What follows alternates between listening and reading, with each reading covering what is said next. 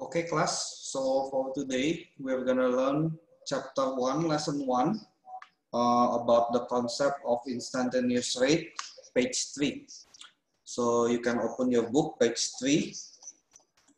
I will write it first.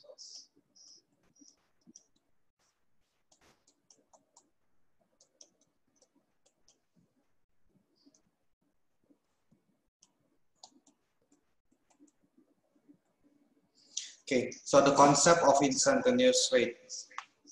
I hope you understand what rate is already in physics. Basically, rate is the velocity, how fast an object moves, right?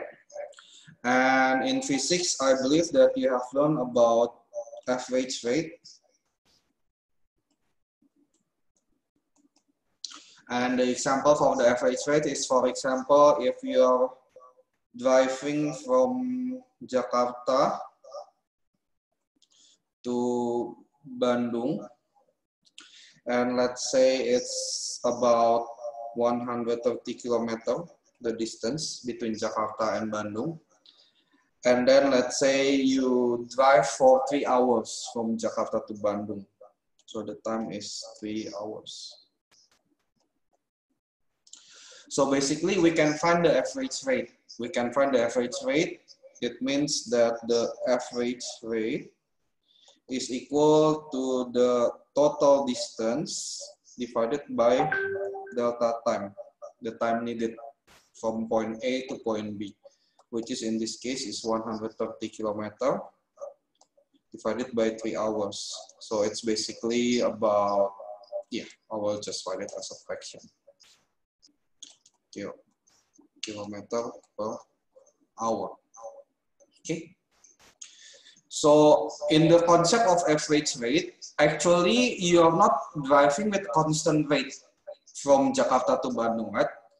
Maybe in Cikampek you are driving about 50 kilometer per hour, but maybe in Cipularang, because it's less traffic, then you can drive about 80 kilometer per hour, and it's not even constant, it changes per second, right? So in this topic, we are going to talk about instantaneous rate.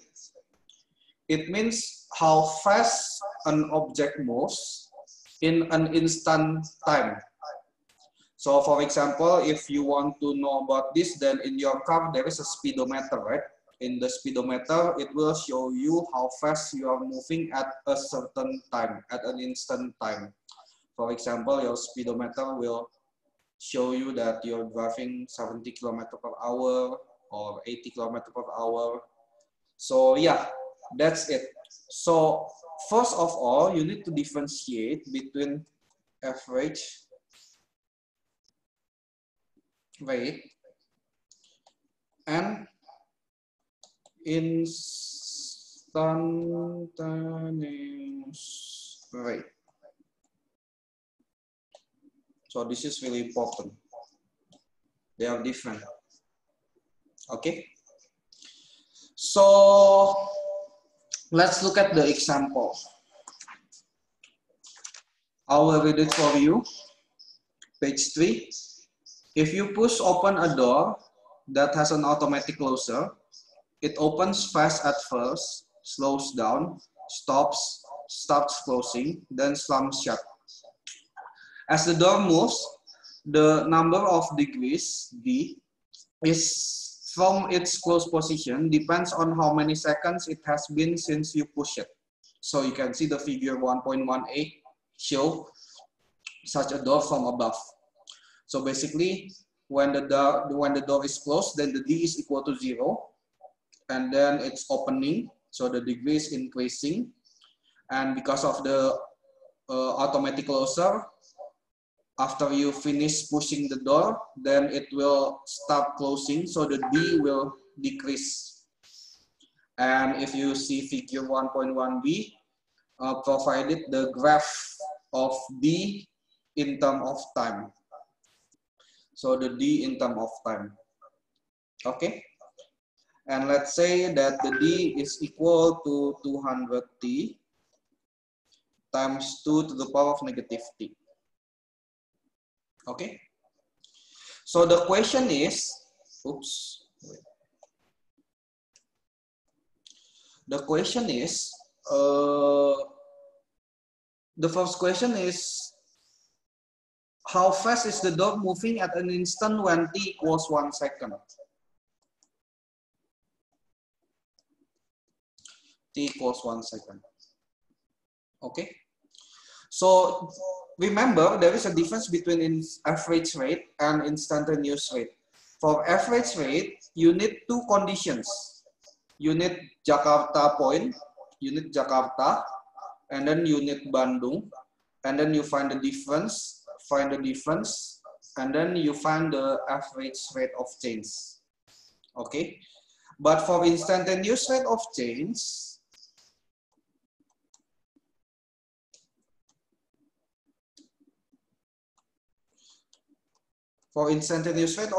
if you are going to use the same formula,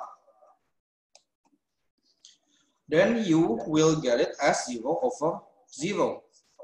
Because the condition is an instant. It's basically the condition when an object is at a same place.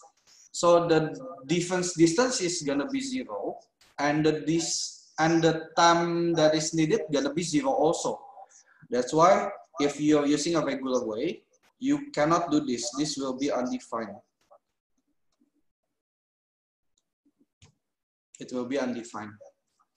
Okay. So for this chapter, for this lesson, you are going to learn.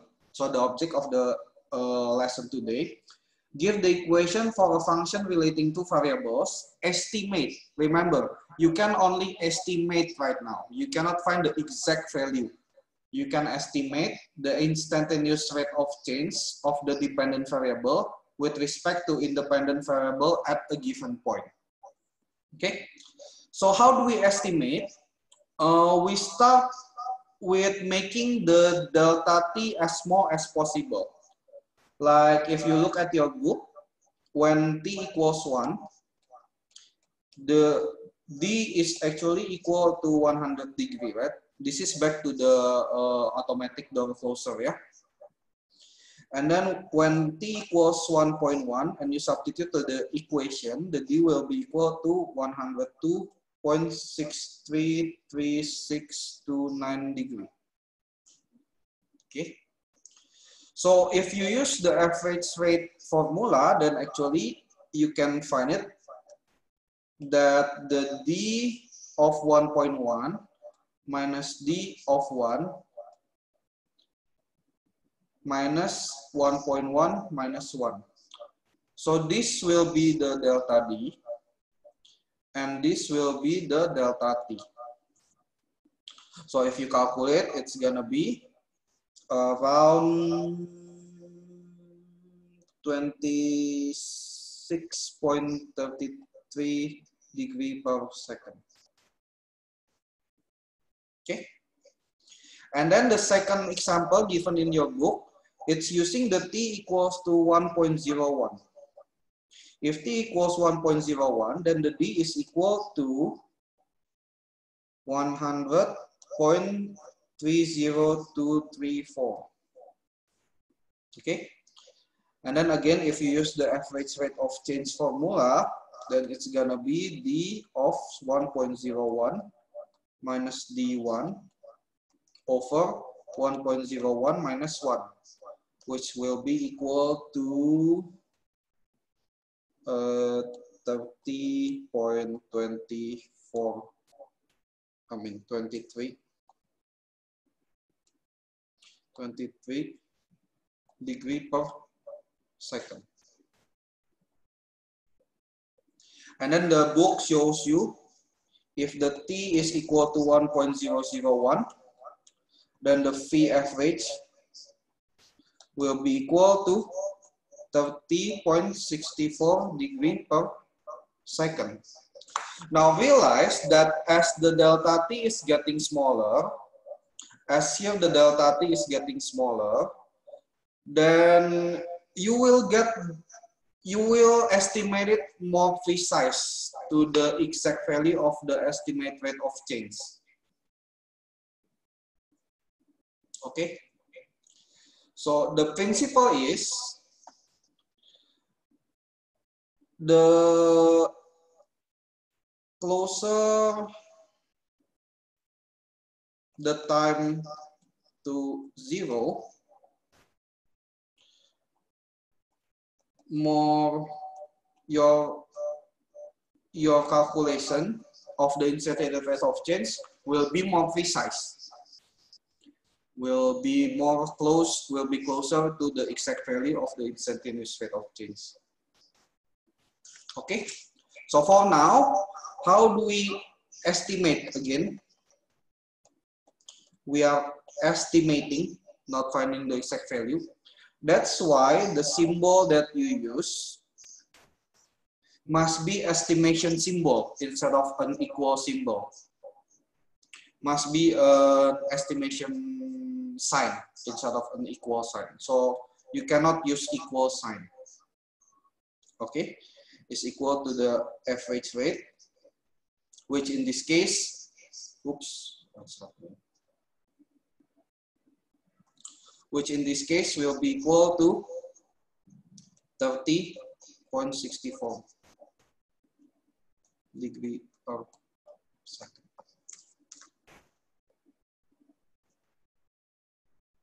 Okay, so as a closing, I will read the last paragraph from page 4. For the Doric sample shown, the angle is said to be a function of time. Time is independent variable, and angle is the dependent variable.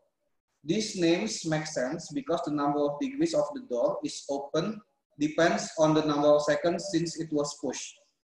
The instantaneous rate of change of the dependent variable is said to be the limit of the average rates at the time interval gets closer to 0. We will discuss about it later, about the limit, about the term limit. The limiting value is called the derivative of the dependent variable with respect to the independent variable. Okay, we will discuss about that further in the next meeting. So that's it for today. Thank you.